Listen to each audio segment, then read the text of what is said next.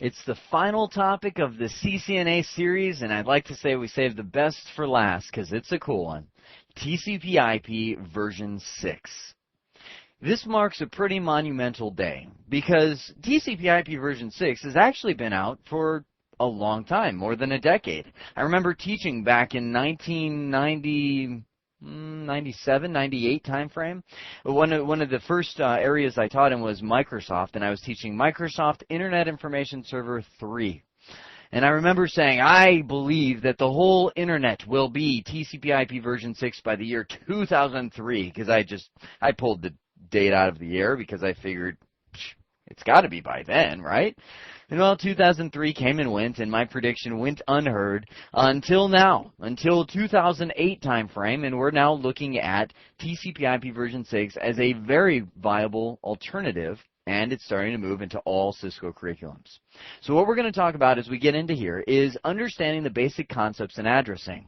We're not going to be able to go in depth into everything TCP/IP version 6, but this will give you a very good idea of where this technology is going and what it's going to look like. First question I want to ask is, will we ever need to upgrade to IP version 6? Meaning we've survived this long on IP version 4, is there really a need?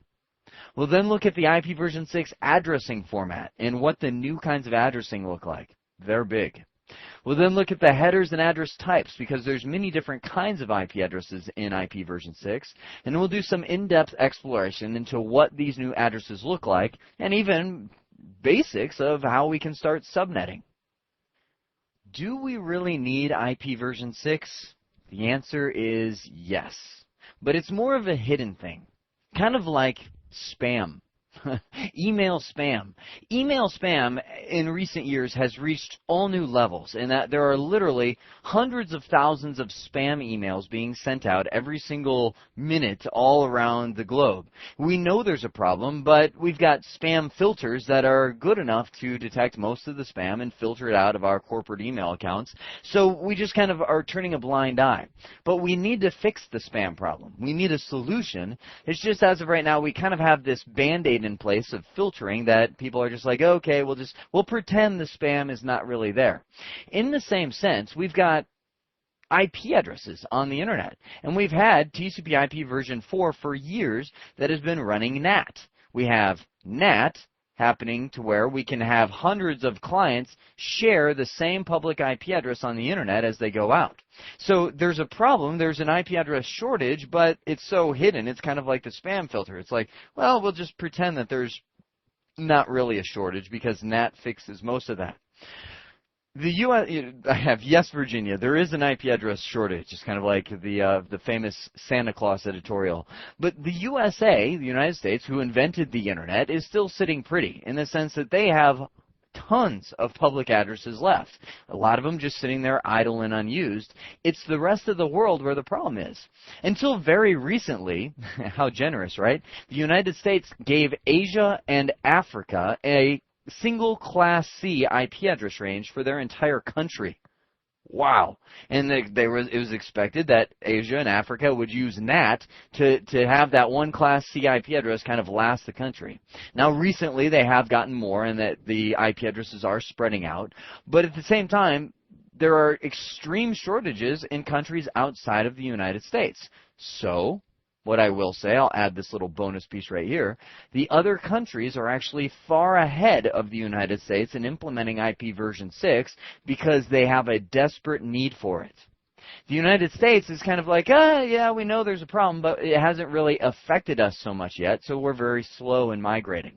But the Department of Defense, the people who created the Internet, have said the year 2008 will be a big year for them because that's when they'll move all their networks to TCP/IP version 6. So it's happening. The United States is just a little slow.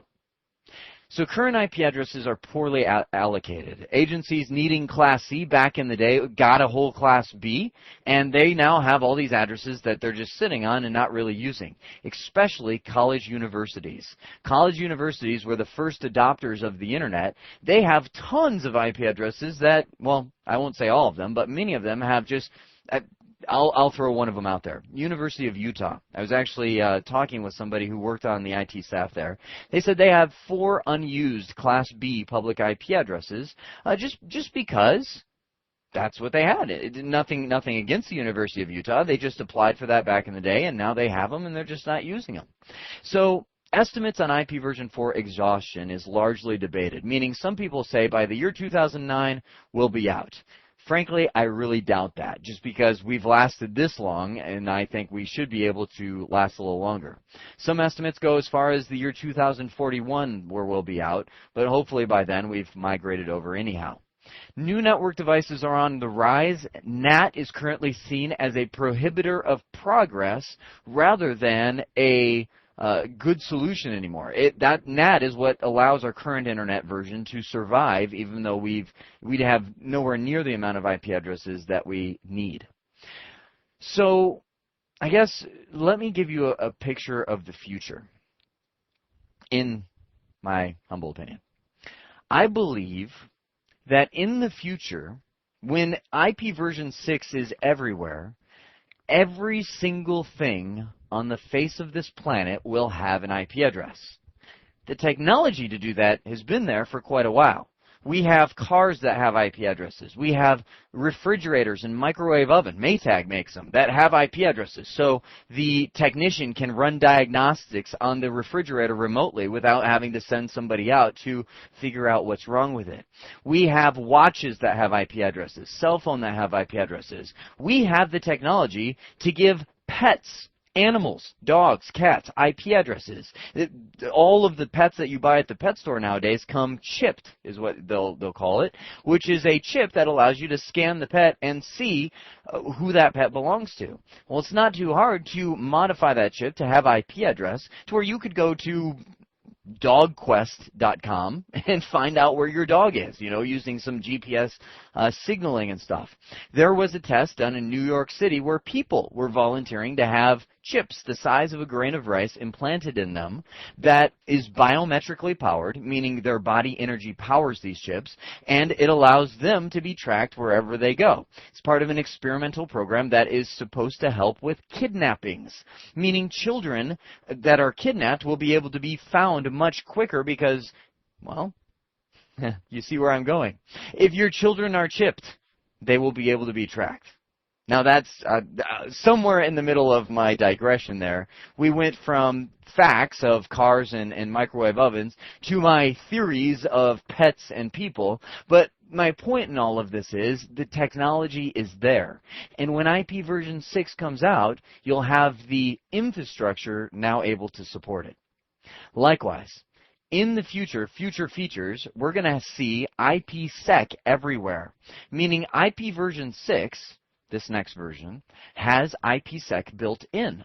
So all network communication on every network can be encrypted. So you'll see a big security rise. You'll see mobility, where we can actually move from network to network as we're moving. That will help with cars and things like that. It has better mobility functions, and IP version 6 has a simpler header than IP version 4, which will improve on the processing power of all the different routers that use it. So now let's talk about some of the addressing. IP version 6 addresses. When people first started hearing about it, a lot of people, including myself, thought it was going to be something like this. You had IP version 4, so it'd be something like that for version 6. They didn't do that. IP version 6 addresses look like that. They are 8 octets. I'll go right to left. 1, 2, 3, 4, 5, 6, 7, 8. With 4 characters each, it is now converted to hexadecimal, so A through F are valid characters, along with numbers 0 through 9. The point is that they don't want to do this upgrade ever again. We want to make sure that we can pick a protocol and stay with it forever. Now, I'm sure when people were creating TCP/IP version 4, they thought this will last forever, and we ran out of addresses. And here I am, IP version 6, saying, this will last forever, and maybe some guy like me in 50 years will be saying, oh no, we thought we'd have enough addresses. But look at this. When we moved from 32-bit to 128-bit addressing, we moved up to that many addresses. I say that many because I don't know how to pronounce that number. Somewhere around here we have the millions, billions, trillions, and then you lose me. I think somebody told me once it was like a quintillion or a quintrillion. I don't know. It's a lot of addresses. Somebody far geekier than me figured out that with that many addresses, we can give every square inch of the planet Earth approximately 3.6 million addresses per square inch. Every 3 square feet of the Milky Way galaxy can be given an IP address with this scheme. So to tell you, that's a lot of addresses. We're not going to be running out anytime soon. So because the addresses are so long, they decided to make them more manageable. They divided them into 8 groups. So instead of dots, like we have 192.168, we have colons. Each group is 4 hexadecimal characters each. Now you can see they're quite long to write, so they came up with rules to eliminate some zeros and make them easier to manage. First off, rule number 1 is in an IPv6 address, you can eliminate groups of consecutive zeros by using a double colon. But you can only use it once per address. So you can see I had 3 groups of 0, and I was really able to shorten that by just representing those 3 groups by putting double colons. But you could only use that once in an address. You should never see an address that has 2 sets of double colons, because otherwise you wouldn't know how many zeros went in each location. Rule number 2 to shorten addresses is that you can drop leading zeros. So things like 0050 become 50. 0AB4 becomes AB4. So that allows you to really shorten this down to make it more manageable. Now it's still pretty long when you compare it to an IPv4 address, but at least if you're writing it, you're not going to be writing addresses like that every single time. Along with the bigger address, IPv6 also provides a simpler header. I mentioned this when I was talking about the rationale for moving. In ICND1, we talked about an IPv4 header and all these different fields that are in there, like time to live, protocol, the checksum flag, all kinds of stuff in that header that makes the packet harder to process for every single router. Down here is an IPv6 header. It still has some flags in there, like how many hops it can go. Oops. I missed it.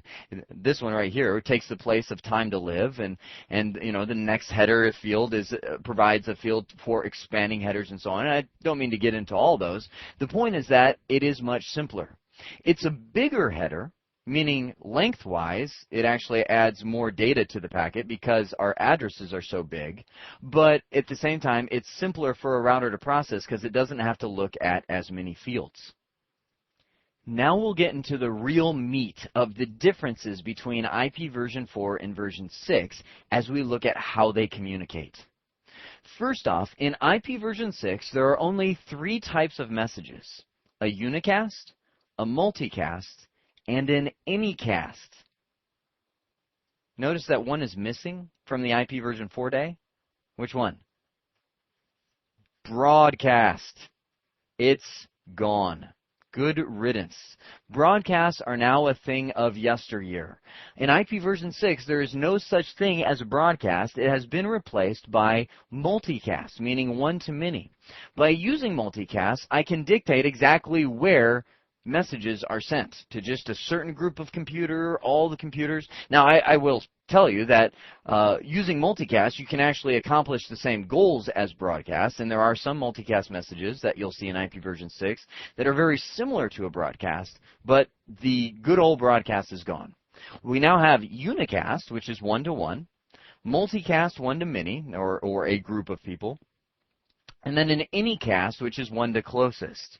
Anycast is going to be pretty awesome because you can, with anycast, give multiple devices the same IP address. So let's say that we have 2 routers right here that connect to the internet. One of them is in a branch office and connects over here, and maybe one's a corporate office. Or hang on, I just went bad somewhere in that network diagram.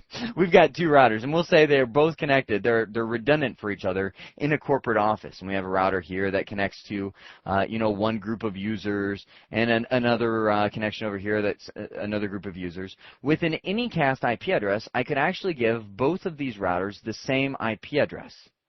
And when the users go out to surf the internet, they'll just use whatever IP address is closest to them. Now, this example that I gave is kind of silly. Here's a better one. Let's say that you have the world. I know. An artist at his best. This is the world, and this over in North America, or, here's Russia, this is Australia, you're catching the drift. So we've got the world, and let's take a worldwide internet site like eBay. eBay has servers all over the world. And today they actually use some pretty complex systems to make sure that they load balance correctly and are redundant. So they might have a bunch of servers in the United States, and when I go to ebay.com, it directs me to those servers and I access the ones closest to me. When I'm in Russia, if I go to ebay.com, there will be a DNS infrastructure set up that will somehow get me to the server closest to me. Now, to set something like that up, it's very complex, and you have to use load balancers, caching servers, there's a lot to it. But with an anycast address, you'll be able to, with IPv6, just give all those servers the same IP address, no matter where they are in the world. And the routing protocols will automatically find the closest server to you anytime you're trying to communicate with an eBay website. Pretty powerful. So those are the types of messages. Now in red, you can see the types of addresses. This is going to be something we have to get used to as well. In IPv6, your device can have many IP addresses, and oftentimes will have many IP addresses that it uses to communicate. There are 3 different addresses that are defined right now. First off is a link local address. This is something that you use to communicate in your layer 2 domain. For example, if you have people that are plugged into the same switch, they will use the link local address to communicate with each other. It's just one type of address that's used for local communication. The next step up is an interesting story. It's the unique or site local address. Now, the name has changed as the IPv6 protocol has evolved, and that address was originally eliminated because people were like, we don't need this. Let me explain what it is. We today, in our organizations, use private addressing. We use private addressing because we have a shortage of internet addresses and we don't want to pay to assign public addresses to all of our clients. So we're used to this idea of private address, private address, private address. Well, in IPv6, we have enough IP addresses to give every device an IP address in the world for years and years and years to come. We don't have any shortage anymore, so this whole concept of private address should go away. Meaning we don't need private addresses anymore. But we're so used to them, we have them in the unique and site scope. It's going to be your option whether or not you would like to use a unique local or site local scope in your organization, but those fill the role of quote-unquote private addresses. You don't have to use them. It's just that people are so used to using them that you just can't change. For example, if somebody came up with a new way of brushing teeth where I could just walk and push a button and my teeth would automatically get brushed, I would still probably instinctively go to my cabinet and grab the toothbrush and start brushing my teeth every night, at least for a couple of years, because I've just brushed my teeth my whole life, and the fact that I push this button doesn't make me feel like my teeth got brushed. That's a really weird example, but that's kind of the example of this.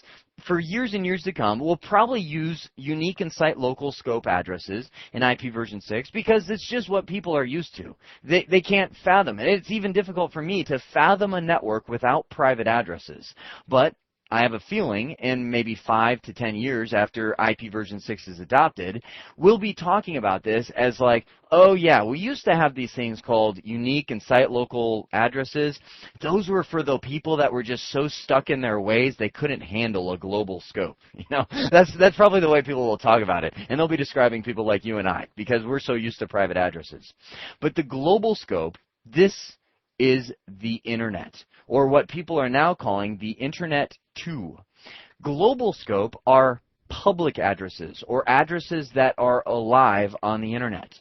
Now, the good news is that your organization will be able to have internet addresses or global addresses for every device that is available within them. Let's look at those addresses in detail, starting off with the link local address. This is the one that's auto-generated, just like the PCs nowadays that can't find a DHCP server, and they auto-generate that 169.254 address. But the difference is this is auto-generated regardless of DHCP server or not. Every device will have a link local address. Now, this is where we get into a little of the technicalities of our IP addressing. The RFC has specified that these addresses will always begin with FE80. Now, that is because the first 10 bits must be 1111, 111010. Now, when I got into IPv6 addressing, I needed a little hexadecimal review. Just because I'm so used to decimal and binary from IPv4, moving into the hex world was a little tough. But the first thing you have to remember is that every single one of these digits are represented by 4 binary bits. 1, 2, 3, 4. Now, the way it works is very similar to decimal. You have every character in the address has 4 bits. All zeros is really 0. 0001 is really 1. 0010 is 2. We all know this. This is basic binary. And you can keep going with that all the way up to just 9. You know, that would be 1001 equals 9. Now, this is where the hexadecimal gets a little bit different because we also have up to 16 values. It's actually 0 through 15 that's possible with 4 bits. So when we go to 1010, which would typically be 10, we then go to an A. 1011 ends up being B. We keep going. 1100 would end up being C, and so on. You'd have 1101 is D, 1110 is E, and then finally all ones is how we end up with the F. So when you see that the first 10 bits must be 1111 for the first bits, it means that we're going to have F as the first one. You can see the E because that's the second set of 4 bits. And you may be wondering, well, how did you get 8 with only 2 bits? Well, remember that the RFC specifies that the first 10 bits must be this. However, every single character in hex requires 4 bits to take place. So we have 8 coming because it's 10 and not specified here, but the others are going to be 0 to make up that character. Because these link local addresses always begin with these first 10 bits and are followed with 54 bits of 0. So you can assume that every single one of these characters is going to take 4 bits, and if you ever see 2 bits, well, we need 2 more to make a character, so that's where we get the 8 from. And of course, the 0 bops in because every IPv6 address has 4 characters, 4 hexadecimal characters per octet separated by colon. So that's why we end up having that FE80. Technically speaking, most of the time you'll see it written FE8 in the RFC standards, but the 0 is what you'll always have on your address because of the following 54 bits of zeros. So that's our first octet. All of this right here, first 64 bits, is what we just talked about. Now, the last 64 bits is where it gets a little bit weird. Let me clear this off here.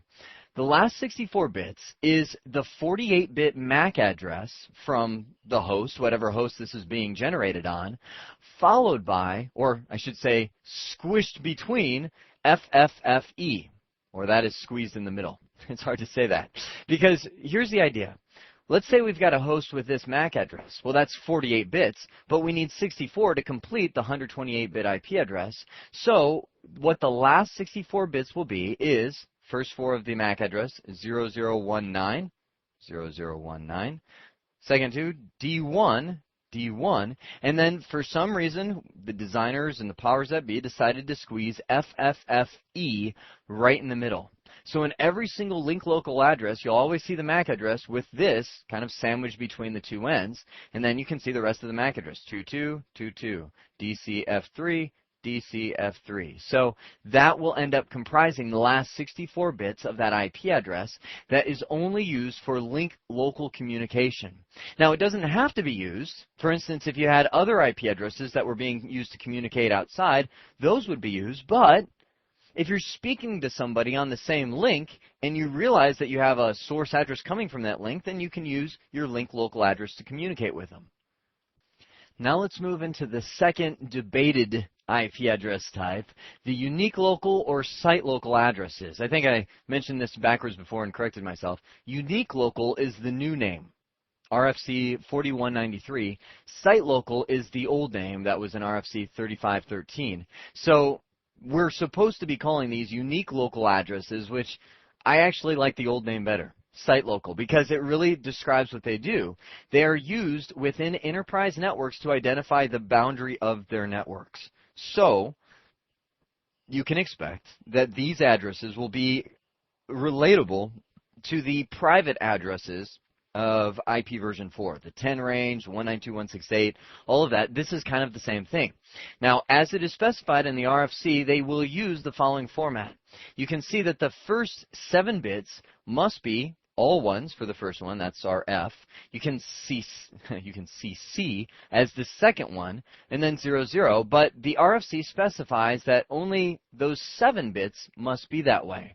So that's why we have 1, 1, so there's 4 bits there, 5, 6, 7. The RFC mentions that this last bit right here, the one with the L, is going to be up to you. But it's kind of funny because they say all locally assigned addresses, meaning assigned by you, you should set the L to 1. So our real first 8 bits are typically going to be 1111, 1101. 0 is currently reserved for future use by setting that L to 0. So currently, the site addresses will all begin with FD00::8, because even though the RFC says only the first 7 bits have to be set, they say, oh yeah, by the way, that last little L bit on the end should be set to 1, which means it's locally assigned by an administrator, thus making all enterprise addresses, or all private, I guess you could say, IP version 6 address starting with FD00:8. Now, it seems funny when you look at something like that to be like, oh no, you're locking it down. There's not enough private IP addresses. But remember, we've got 7 full octets of 4 hex decimals each that, I mean, that's a cajillion different IP addresses that you could use within your organization. And likewise, that's why they split up these separate sections. You have 40 bits, which represent the global ID. That's intended to be your company. Like, everybody in your company will have the same 40 bits starting their IP address, or I should say following the FD00. The next 16 bits here are going to be the subnet ID, because you're going to have VLANs, you're going to have subnets within your company's WAN links and so on. So this will identify the specific subnets. And then finally, the last 64 bits, just as we saw with the link local address, will be the interface ID. It'll be spliced into a MAC address style format like the other one was, or you could come up with your own interface ID depending on the host that you're working with. It could be a DHCP pool. There is DHCP version 6. Whatever way you're assigning interface IDs, that is what this one will be, and that will result in a globally unique, at least within your enterprise, IP version 6 address. So we've seen the unique local addresses, or site local. We've seen the link local. Next up is the global, not so local addresses. These are going to be the new pool of IP addresses that will build the IP version 6 internet. As of right now, the only thing the standard will say is that they have to have their first 3 bits, high-level 3 bits, set to 001. And what that comes out to be is 2000, or 2 something, : 3. You can just see the first 3 bits are what make that number 2 show up. But everything else is fair game. Now, you can see the global routing prefix. This address is divided into 3 major sections. The global routing prefix is 48 bits or less. It could be smaller, could be larger. The subnet ID is going to be comprised of whatever bits are left over after you have this global routing prefix. Here's the idea that the powers that be have decided on for the internet addresses. We've got this pool starting with 2XXX. You know, anything after that is fair game. So we can go ahead and assign, maybe 2,000:0, some up to 48 bits right here for this global routing, and that'll go to Asia. And down the line, that'll go to Egypt. Where did that come from? Egypt. How about like Australia or Egypt? Why not? Or these will go to Iran. These will go to Canada. You get the idea. They're going to be chopping these up into giganto blocks and assigning them to the nations, which they already have done. Many assignments have already been made. You can look at the RFC and they'll show you, who's got what blocks. All these different unions have been assigned different blocks. But the primary addresses expected to comprise the IP version 6 Internet are these. The ones that are coming from 2001::/16 subnet. That is the IANA's block, and that is their range that they've chosen to use and start assigning. So you're going to see ISPs everywhere start getting blocks of those. As a matter of fact, you probably are able to go and apply for your own block right now. Who knows? Maybe you'll be one of the early comers to the IP version 6 address space, and like 20 years from now, you'll be looking back saying, I'm glad I got that block. Who would have known we'd run out? Who knows? But that's how they splice up all of those different global addresses, and those will be public on the Internet. There's the idea behind the new IP version 6 addressing. Pretty different, huh? There is going to be a huge learning curve when we really start seeing this move all the way down to the desktops. Because remember, this not only affects us as Cisco people, but also affects everybody dealing with operating systems. Microsoft is going to use this, Linux is going to use this, Apple computers are all going to use this. So everybody's going to have to learn, at least that are in the IT field, they're going to have to learn how IP version 6 addresses work. So, hopefully I answered the question, will we need to upgrade? Yes, we will, and the upgrade has already begun. As a matter of fact, I just thought of this. Great thing I want to show you. If you go to Google and search for a BGP looking glass, that will let you see the routing table of the Internet. And this first link right here is just kind of if you go there, it gives you a massive list of all kinds of websites that let you look at Internet routing tables. And see, the one I'm looking for is actually in Hawaii. Hang on, where'd they go? They are LavaNet. That's it. LavaNet Looking Glass. If you go to the LavaNet Looking Glass and say, I would like to, they actually have, if you look right here, the LavaNet IP version 6 Looking Glass. This shows the current routing table of the Internet 2. The new Internet that is existing. It says, what would you like to see? You can actually filter it, and I'll just hit submit.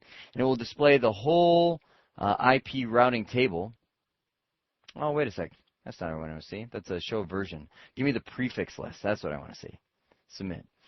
This will be the, my goodness. And, show IP BGP. That's what I want. There we go. I'm going to hit submit. This is going to show me the whole Internet routing table right now that is currently running the Internet 2. If you look, all the prefixes start with 2001, just like I was saying. And look at this. I'm going to scroll. La da da da da. These are all Internet locations on the Internet 2. And I'm scrolling, but the scroll bar is getting smaller and smaller over here on the right. This is just how many networks are already existing on the Internet 2. Whoosh, Mach 5 we go. This is to show you that the Internet 2 exists. It is currently being built primarily in areas outside the United States. Will we need to upgrade IP version 6? Yes, it's already happening. We then saw the IP version 6 address format, the 8 octets of hexadecimal, 120-bit address. The headers are simpler, and we saw the 3 different address types that exist, link local, unique local, and the global addresses. Finally, we did an in-depth exploration of each one of those new